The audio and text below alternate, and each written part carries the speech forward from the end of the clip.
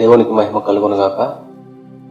దేవుని సన్నిధికి వస్తూ వస్తూ తిరిగి మానేసిన వారి జీవితాల పరిస్థితిలో నుంచి దేవుని సన్నిధికి రాకుండా, ఆదివారం అయితే రాకుండా మానేసిన వారి జీవితాల యొక్క పరిస్థితుల్లో నుంచి 8 విషయాలను నేను గమనించాను.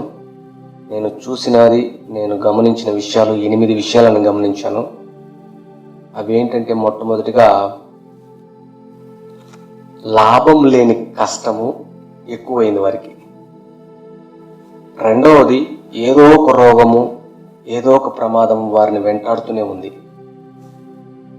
మూడవది, తెలియని భయంతో వారు జీవిస్తున్నారు. నాలుగవదిగా చూసుకున్నట్లయితే, అల్పకాల పాప భోగముల యందు సంతోషిస్తున్నారు. ఐదవదిగా చూసుకున్నట్లయితే, వారి ప్రవర్తనలో అజ్ఞానం స్పష్టంగా బయటపడుతుంది. ఆరవదిగా చూసుకున్నట్లయితే, భవిష్యత్తుపై నమ్మకాన్ని కోల్పోయి ఉన్నారు.